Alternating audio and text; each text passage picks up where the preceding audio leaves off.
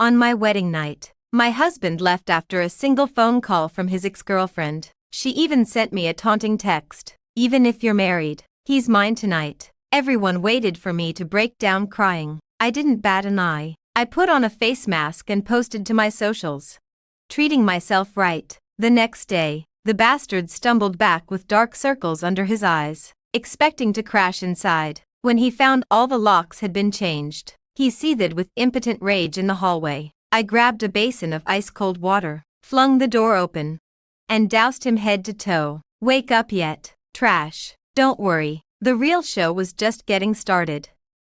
The bright red wedding decorations still smelled of fresh ink. On the wall hung our wedding portraits. Me smiling soft and docile. Liam's phone rang. The tone was sharp and jarring. He pulled away from me, movements flustered. A familiar name lit up the screen. Scarlett. I didn't move. I just watched him. He turned his back to me. Voice dropped low. Hello. I'm here. Don't cry. Okay, I'm on my way. He hung up and turned around, unable to meet my eyes. Nora.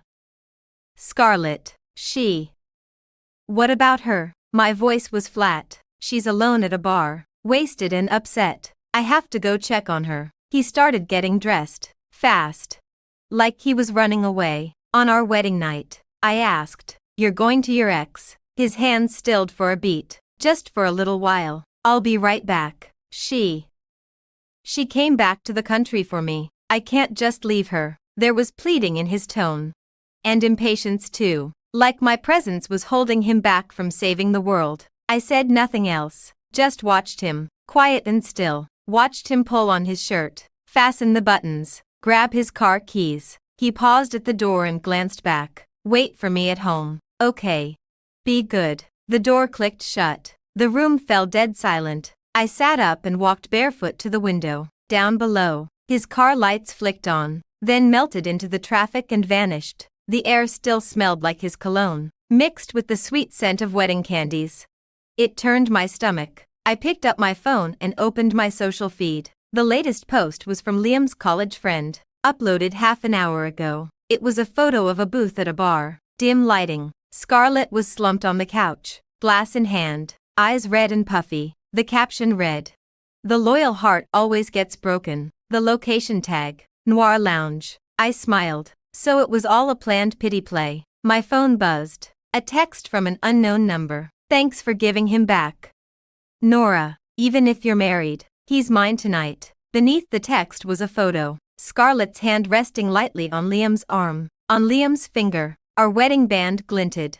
Sharp and cruel. I didn't reply. I didn't cry. I deleted the text and blocked the number. I walked into the bathroom and filled the tub with hot water. Then I pulled out my most expensive gold sheet mask and smoothed it carefully over my face. I took a photo in the mirror. In it, I wore a scarlet silk nightgown, my face covered in the shimmering gold mask, my gaze calm and unshaken. I opened my socials and typed a caption, "Beautiful night, perfect peace, taking care of myself." I hit post. When it was done, I turned off my phone and tossed it aside. I sank into the tub and closed my eyes. The water was hot, hot enough to turn my skin pink, but I couldn't feel it. All I felt was the cold, deep and final, settling in my chest. Liam, Scarlett. The game was just beginning. Tomorrow would be a nice day, perfect weather for taking out the trash. I even found myself looking forward to sunrise, to seeing the look on his face when he walked in.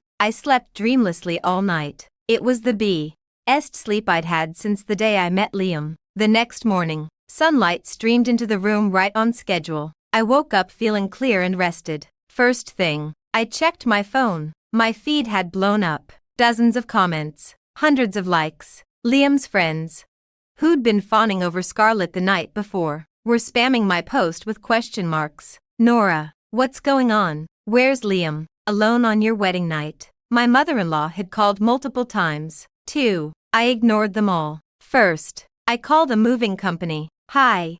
Can you send a crew over? The address is."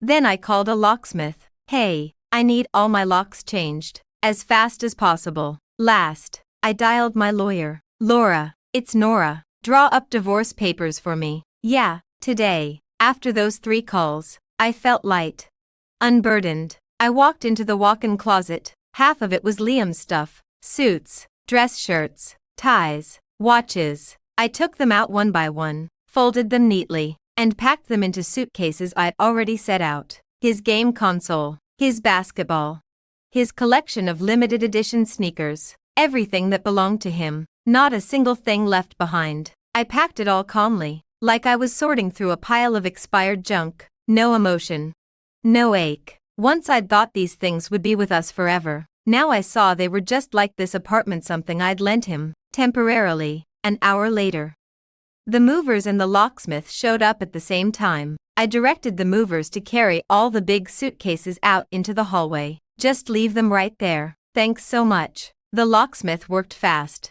and in no time the old lock cylinders were out. What kind would you like, ma'am?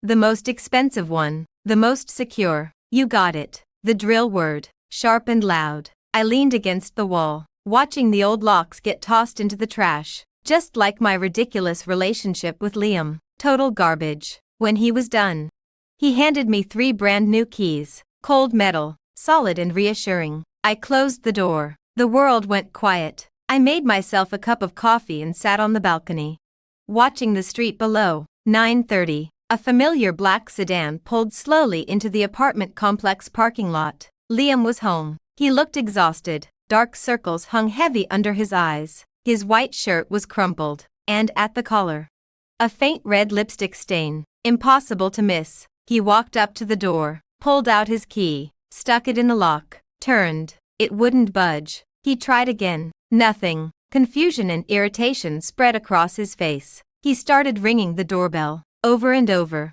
Sharp and aggressive. I lifted my coffee and took a slow sip. I didn't move an inch. The doorbell stopped. Then came the banging. Nora, open up.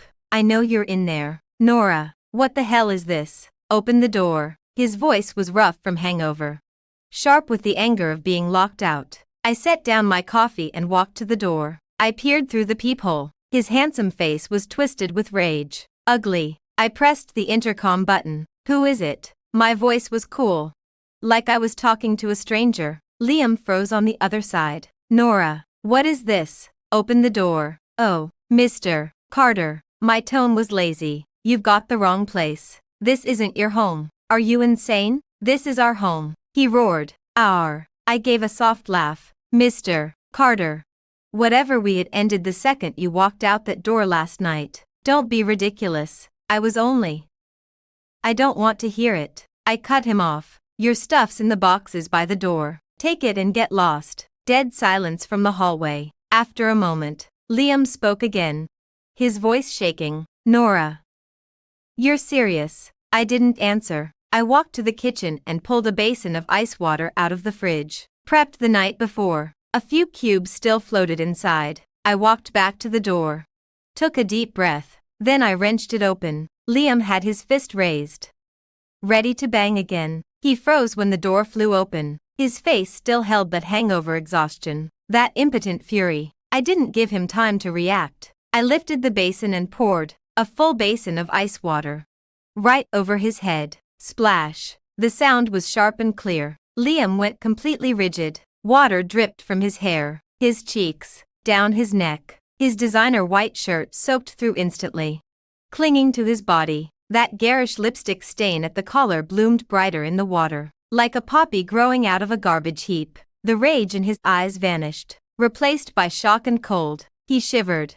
From the ice or the anger. Nora. He spat my name through clenched teeth. Wake up yet. I tossed the empty basin aside, a cold smile tugging at my lips as I took in his soaked, pathetic state. Trash belongs in the trash. His face turned pale, then green. His lips trembled, but he couldn't get a full sentence out. You.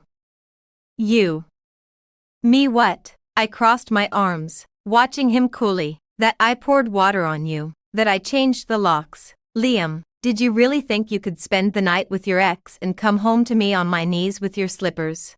His eyes darted away. He couldn't look at me. Nothing happened between Scarlett and me. She was just upset.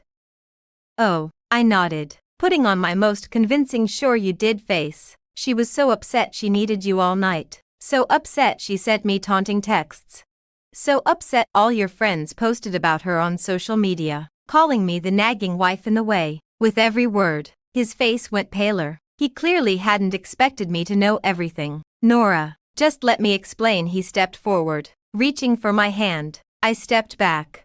Out of reach. Don't touch me. You're disgusting. My gaze was as cold as the water I'd just thrown. There's nothing to explain. Liam, my lawyer will send you the divorce papers today. This apartment is my premarital property. Take your things and get out of my sight. Now. I gestured to the suitcases in the hallway. I'd written labels on them in marker. Liam's trash. His gaze followed my finger. When he S.A.W. the boxes. When he read the words, the last of his composure snapped. Nora, this is too far. We just got married. Yeah, I smiled. We just got married. And you already made me the laughingstock of the whole city. Tell me, Liamho's really going too far. Down the hallway.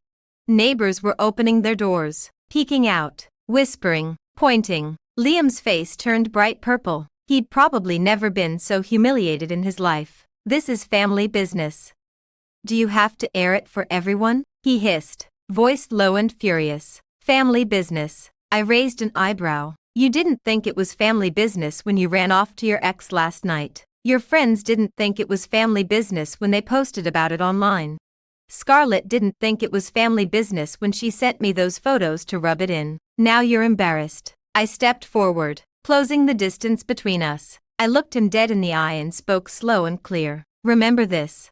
Liam, this is just the start. Every bit of shame you put on me, I'm gonna make you pay it back 10 times over. With that, I turned away from him. I turned to close the door. A hand slammed against the doorframe, holding it open. My mother-in-law. She'd shown up out of nowhere.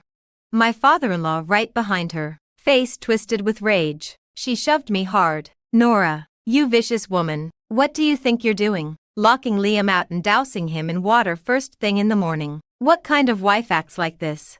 Her shrill yelling echoed down the whole hallway. I stumbled back from the shove, hitting the wall. Liam rushed to support her immediately, putting on a wounded, victimized face. Mom, don't be mad. Nora's just throwing a fit. What a perfect little mother-son performance. I steadied myself and stared at them coldly. Throwing a fit. Diane, your son spent his wedding night with his ex-girlfriend, and you're here yelling at me. Her face contorted with rage at me using her first name so bluntly. You think you're in the right. Scarlett's in poor health. What's wrong with Liam checking on her? As his wife, you should be more understanding. Making a scene over nothing jury an embarrassment to the Carter name. I almost laughed at her absurd logic. Understanding. Fine. I pulled out my phone, pulled up that photo, and shoved it right in her face. Take a good look. This is how your poor health Scarlett taunts your understanding wife. And look at that wedding band on your son's finger. See how it ended up in another woman's photo. Her yelling cut off mid-sentence. She stared at the photo. Her face went white first, then flushed bright red. Not with shame, with rage. She lifted her head sharply, not looking at Liam at me. So that's it. Nora, I knew there was a reason Liam lost his mind. It's you. You little homewreckerary, the one behind all this. I stared, stunned by the sheer audacity of her logic. What are you talking about? What am I talking about? She jabbed her finger almost at my nose. You must have cheated on Liam. And Scarlett found out. She was doing the right thing, knocking some sense into my son. An unfaithful woman like you marrying you was the worst thing that ever happened to the Carter family. I laughed. I really laughed. From the bottom of my chest. Diane, did you hit your head? Your son couldn't keep it in his pants. Ran off to sleep with his ex. And you're yelling at me. Have you no shame? How dare you speak to me like that? She trembled with fury and raised her hand to slap me. Liam finally reacted, grabbing her arm. Mom, stop, useless boy. She turned and slapped Liam right across the face. You're defending her. She's walking all over the Carter family. My father-in-law, who'd said nothing this whole time, finally spoke up. Enough, both of you. Calm down. He put on a fair, reasonable face and looked at me. Nora. Liam was definitely in the wrong here, but he made a foolish mistake. That's all. Married couples fight and make up. That's how it works. Open the door.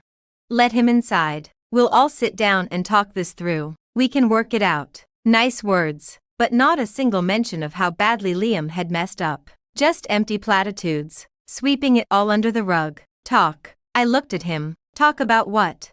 About how your son left me on our wedding night to spend the night with his ex. Or talk about how his checking in left a lipstick stain on his collar. My father-in-law's face darkened. Nora, don't push this too far. Do you really have to make it so ugly? Ugly.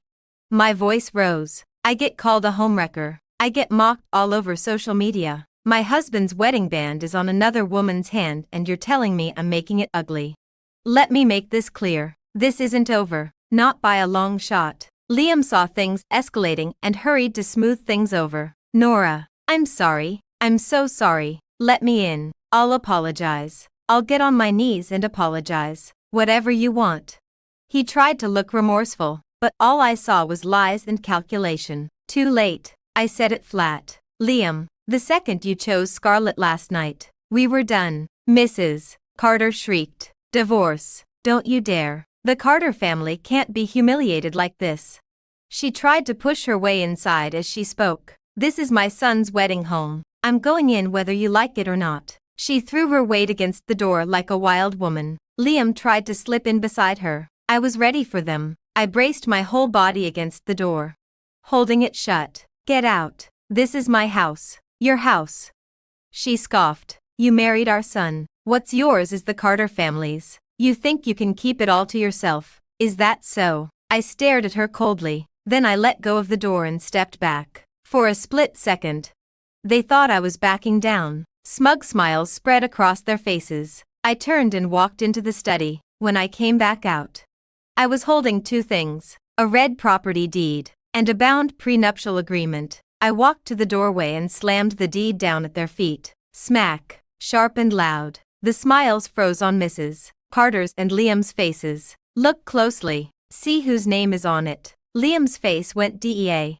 D. White. He knew better than anyone. This apartment had been paid for in full by my parents. Before we were married, the deed had only ever had one name on it. Mine. Mrs. Carter refused to believe it. She bent down, picked up the deed, and flipped it open with shaking hands. When she saw the name on the owner line, her eyes went wide. Impossible. This can't be right. This is your wedding home. Wedding home. I gave a cold laugh. Let's get one thing straight. Diane, this is my house. I let Liam move in and call it a wedding home. If I don't want him here, he doesn't get to set foot inside. You set us up. She pointed at me, spitting with rage. I set you up.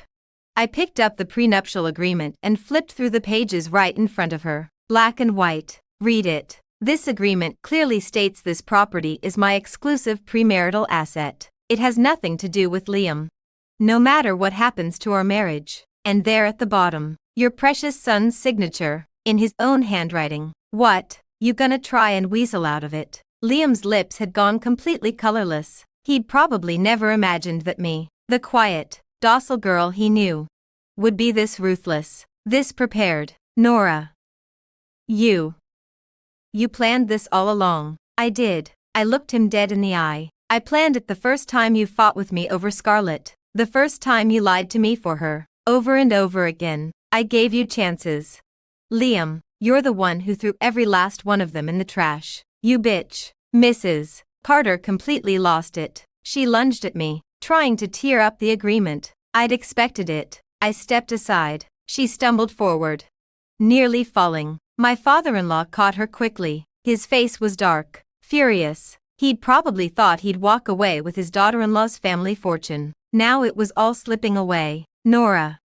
Don't burn all your bridges. His voice was low and threatening. Leave a little room. You never know when you'll need us. I will never need any of you. I tucked the papers away. I pointed at the hallway and gave them an ultimatum. 3 minutes. Take your son and his trash and get out of here, or I call the police and charge you with trespassing. You wouldn't dare. She shrieked. Watch me. I pulled out my phone and held it up, finger hovering over the dial. More and more neighbors were poking their heads out now, pointing, whispering at the whole family. Liam had zero dignity left. He tugged at his mother's sleeve. Mom, let's just go. Go. Why should we? She refused to back down. This house.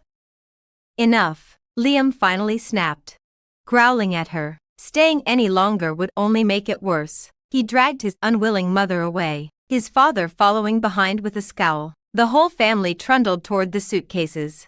Humiliated, just when I thought the whole mess was finally over, the elevator dinged. A woman in a sharp business suit stepped out, commanding presence. She nodded at me, then her gaze swept over the Carter family. "Hello, Mr. Carter." Her voice was calm and professional. "I'm Laura Walsh, Ms. Bennett's attorney. I have documents for you to sign for." She pulled a packet out of her briefcase. Bold, stark lettering stared up from the cover.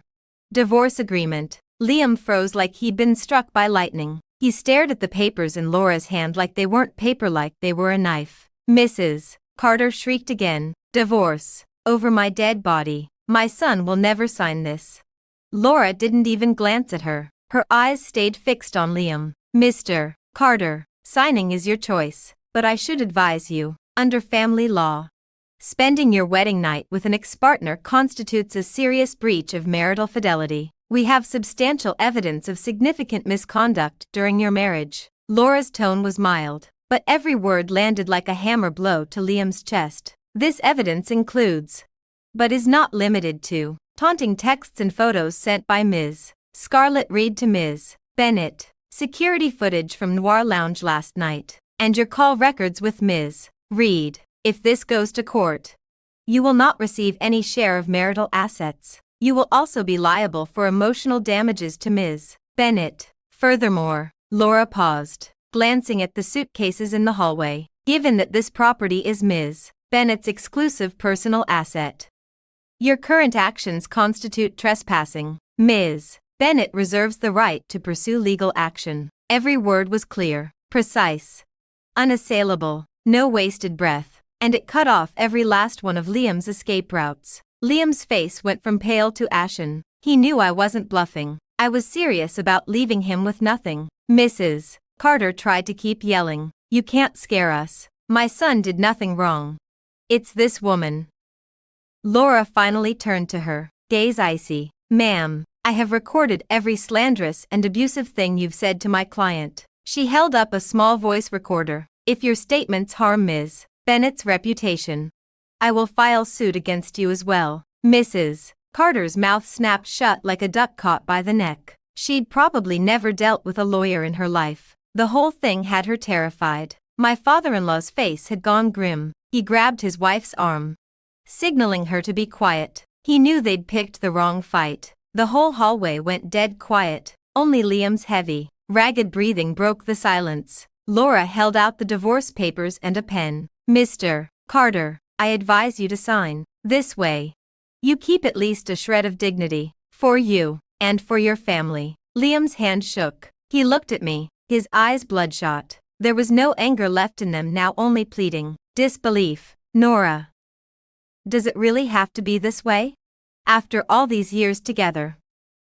I looked at him and smiled. "Together? Did you ever actually care about us?" That was the final blow. His hand trembling, he took the papers. The pen scratched harshly across the page. The second he signed his name, Liam's shoulders slumped, like all the life had been drained out of him. Laura took the papers back and checked the signature. Then she took a key from me and handed it to Liam. "These are the car keys. Ms. Bennett says the car is marital property. She's willing to buy you out of your hair. The exact amount will be calculated during the asset settlement." She paused, then pulled out a ring. "Liam's wedding band. This is yours too." Liam stared at the ring, empty-eyed. I turned and handed Laura another new key. "Thanks for coming, Laura." "Anytime." She nodded. I didn't look at the family in the hallway again. I turned and closed the door. Right before it clicked shut, I heard Mrs. Carter's bitter, vengeful yell. "You'll regret this, Nora. You ruined our family. We'll ruin you. We'll tell everyone what a whore you are. No man will ever want you." The door slammed shut. All the noise, all the ugliness, locked outside. I leaned back against the door and let out a long, slow breath. Round one. I won. But I knew her threat wasn't empty. A new storm was already building. Her revenge came faster and meaner than I'd expected. That same afternoon, my phone blew up with calls and texts from unknown numbers. all of them vile, calling me a cheater, a slut, saying I'd stepped out on Liam. Then our huge family group chat exploded. Mrs. Carter posted a minute-long voice note, sobbing and wailing. She accused me of being a gold digger, of dumping her son the second I found someone richer. She said I'd been cheating on him, and when he found out, I'd gotten mad and thrown him out. She painted me as some kind of monster, and Liam, the poor, innocent victim, fooled and hurt, to sell the lie.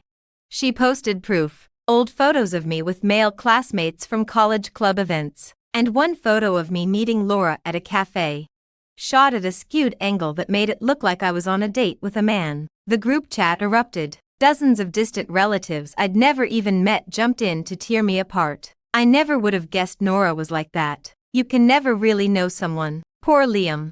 He doesn't deserve this. My parents' phones blew up right after. My mom was so angry her voice shook. Nora, what is all this? How can the Carters lie like this? Mom, calm down. I took a deep breath, keeping my voice steady. They're making it all up. Don't believe them.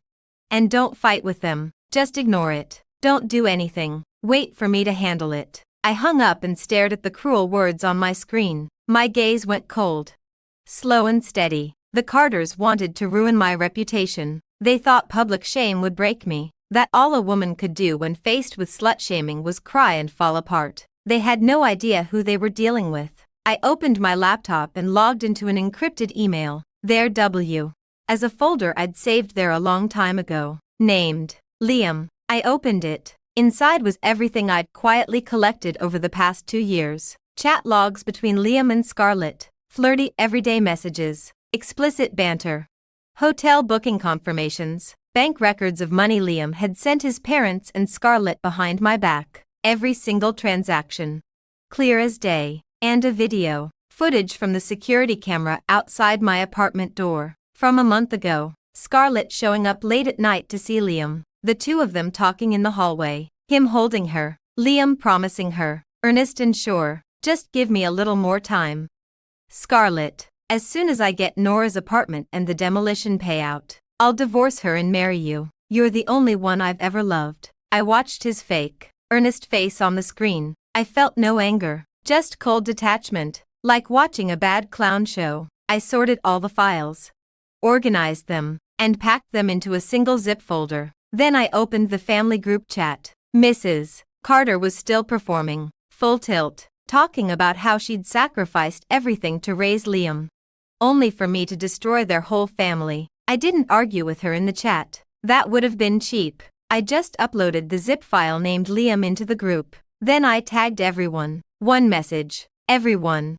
There's no point in arguing about what happened between Liam and me. The truth is all here. Judge for yourselves. And for the record, slander and defamation have legal consequences. My lawyer will be delivering cease and desist letters tomorrow. When I was done, I left the toxic group chat. I knew I'd just dropped a bomb. Now all I had to do was wait for it to go off. The group chat went dead silent. About 10 minutes later, the silence broke. My uncle was the first to speak up. He sent a voice note. Furious. Diane Carter.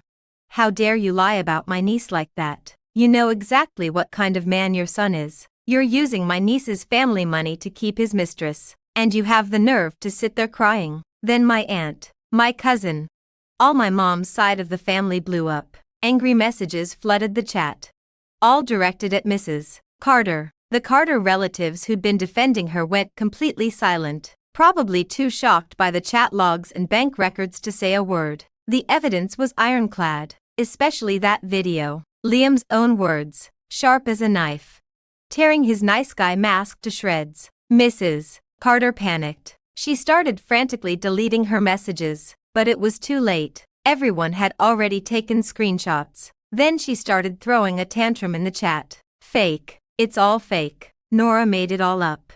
She's framing Liam to get more money in the divorce. No one believed her. Her little performance was laughable next to hard proof. Finally, the group admin uncle kicked her out entirely. Liam called me. Over and over. I didn't answer. I blocked every number. He called from dozens of new lines, sent hundreds of texts. At first angry, then begging. Nora, I'm sorry. I'm so sorry. Scarlett made me do it. I had no choice. Give me another chance, please. We can start over. I read the texts and felt nothing but disgust. Had no choice. A grown man. Blaming all his mistakes on a woman. Pathetic. Ridiculous. I didn't reply. I put my phone on silent and tossed it aside.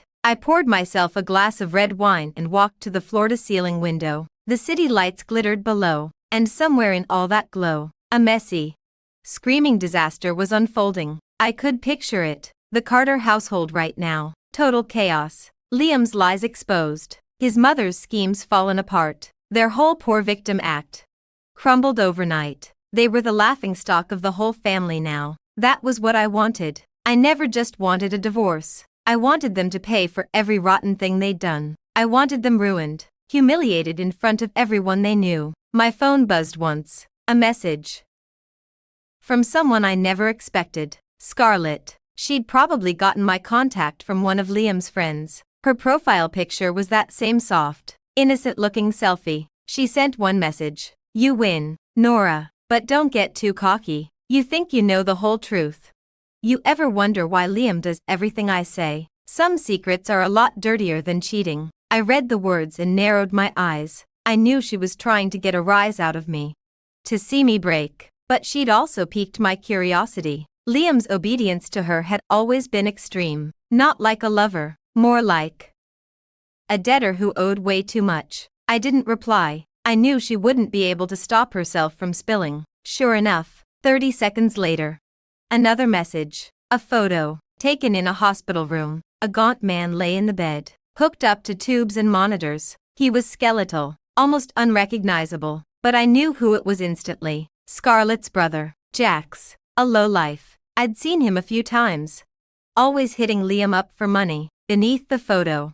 More text. My brother. End-stage kidney failure. Transplant costs $500K. Liam promised he'd pay for it. Said he'd give it to me as soon as he got your family's demolition money. I read the words and everything clicked. Of course, that's why Liam had been so devoted to Scarlett. Not because he still loved her, because he owed her a debt he could never pay back. I sent her 2 words back. So. Scarlett clearly hadn't expected me to be so calm. She was quiet for a minute. Then she sent a hospital diagnosis report. Jax's. It clearly stated acute renal failure. Cause. Drug-induced injury. 3 years ago. Liam was still in college. He started a little company with some guys. Got scammed. And ended up deep in debt. Loan sharks. They were hounding him every day. He was desperate. So he went to my brother. My brother bailed him out. But in return, Liam had to move a shipment for him. Liam didn't know what it was. He said yes. It was illegal prescription meds. Dangerous stuff. Deadly in high doses. My brother ate all the leftover pills to destroy the evidence. And that's how his kidneys failed. Scarlett's words were cold. Flat. Like she was telling a story that had nothing to do with her. So Liam owes us. He owes my brother his life. That $500K. It's just interest. You still think you're the only victim here, Nora. You thought you married a guy climbing his way up. You married a killer. That last word hit like a poison needle, straight through me. Killer. The word sent a cold chill all through my body. I'd always thought Liam was just a cheater, an idiot, a gold digger. I never imagined he was hiding something this ugly. Marrying me had been a scam from the very start. He hadn't wanted me. He'd wanted my family's money, my apartment, the demolition payout my parents were getting, hush money for his dirty secret. I'd never been anything more than a tool to him, a stepping stone he could throw away when he was done. A cold dread crawled up my spine, ice cold. Scarlett kept texting. Funny, isn't it?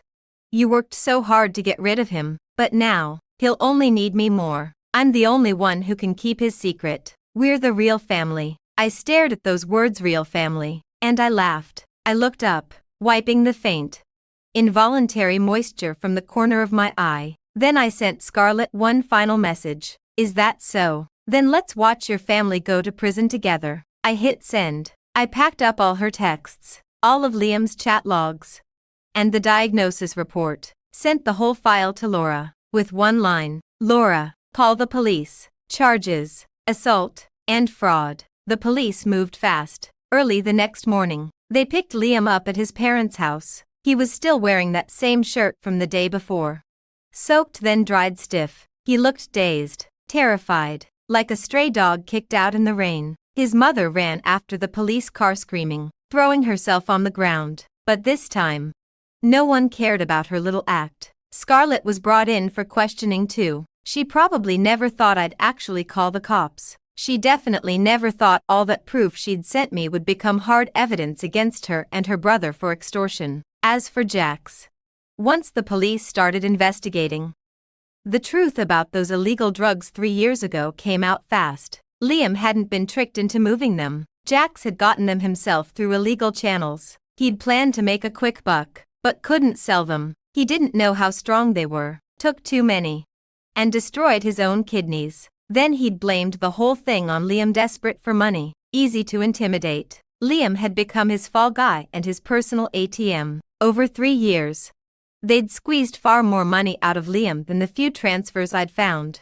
They'd drained almost everything he had. That's why he'd been so desperate for my money, my apartment, the demolition payout, anything to fill that bottomless hole. The truth came out. It was more absurd, uglier than Scarlett's little story. Liam wasn't a killer. He was just an idiot, a puppet strung along by greed and cowardice. And the Reed siblings, they weren't victims. They were leeches, through and through. The case moved fast. Given the drug charges and extortion, Liam was detained on suspicion of transporting controlled substances. Jax and Scarlett were taken into custody for extortion. A messy, dramatic marriage meltdown had turned into a criminal case. The Carter family was finished. My parents came to see me. My mom held me, crying. "Nora, we're so sorry. We should have seen what kind of man he was." I shook my head, rubbing her back. "It's not your fault, Mom. I was the one who didn't see it. But I see now, and I'm out. It's okay, really." My dad looked at me, sad but proud. Getting out was the right thing. My daughter doesn't put up with garbage, not even for a second. Even if you never marry again. I smiled. The last little bit of heaviness in my chest lifted. He was right. What did I have to be sad about? I'd dumped a loser, kept everything that was mine, and put a whole nest of bad people where they belonged. I should be celebrating. The divorce went through without a hitch. Liam signed the papers from the detention center. No demands, no arguments. He knew he had nothing left to bargain with. The day I got my divorce decree, the sky was bright blue, the clouds soft and white. I tossed the little red certificate into a trash can on the sidewalk. Then I called Laura. "It's all over. Laura, thank you for everything." She laughed on the other end. "Congratulations, Nora. You're the calmest, bravest client I've ever had. Go live your best life. You deserve it." "Thanks." I smiled too. My best life. That sounded nice. Life went back to normal fast. I cleared every last trace of Liam out of the apartment. New curtains, new bedding. That awful wedding portrait I took down and gave to the scrap collector downstairs. He was happy about it. Said the frame was nice. Worth $10. I redecorated the whole place, painted it soft cream, my favorite color, filled the balcony with sunflowers. Watching them turn toward the sun every day made everything feel lighter. I quit my old job, the one I'd taken just to be closer to Liam's office. With my own savings, I opened a little flower shop. Small, but warm and cozy. I spent every day surrounded by flowers and plants. Simple, quiet, full. Every now and then, I'd hear updates about the Carters from old friends. Liam got 2 years for his role in the drug transport. Not the ringleader, but still guilty. Jax and Scarlett got longer sentences for extortion. Jax got medical release due to his health, but he'll spend the rest of his life on dialysis. Mrs. Carter had a stroke from the stress. Left half paralyzed. Mr. Carter sold their family home to pay for her medical bills and Liam's lawyer. The whole family had gone from a messy, ordinary misfortune to total ruin. I heard it all and felt nothing. Sad. Maybe a little, but they'd made every choice themselves. No one to blame but them. My shop did better and better. I made so many new friends. The soft-spoken girl who came in for chamomile bouquets. The gentleman who bought roses for his wife every week. Other women like Mebrook and Ank. But still loving life. We drank coffee together, talked about movies, about travel. No one ever brought up my short, ridiculous marriage, like it had never happened, or like it just didn't matter anymore. It was just a patch of mud I'd stepped in on the road. I'd kicked it off, cleaned my shoes, and kept walking. My world was clean now, and bigger than it had ever been. I started traveling alone, went to the ocean, climbed mountains, laid under the stars in the desert. I took hundreds of photos, no one else in them, just me, and the view, and a real, bright smile. I posted them on my socials, not for anyone else anymore, just to keep track of every new day of my new life. Another spring came around. My shop was full of fresh tulips, red, yellow, pink, like someone had spilled a paint box. The little wind chime by the door tinkled. A man walked in, clean white shirt, soft, kind eyes. He walked up to the counter and looked at me. "Hi, I'd like a bouquet, please." I looked up and smiled. "Of course, who's it for?" He looked right into my eyes and smiled back. "For the person I want to spend the rest of my life with." My heart skipped a beat. Sunlight streamed through the window, falling over him, over me, warm, soft. I picked up my shears and started putting together the most beautiful sunflower bouquet. I knew then, my story wasn't over. It was just starting a brand new chapter, a chapter that was all mine. Outside the window, the spring breeze was gentle. A water truck rolled slowly down the street. That familiar song played from its speakers. Tomorrow will be better. Yeah, it really would be. Hey there, could you rate this story in the comments? Use a scale of 1 to 10, please, I am begging you. It really means a lot to me, and if you like this kind of content, don't forget to hit follow.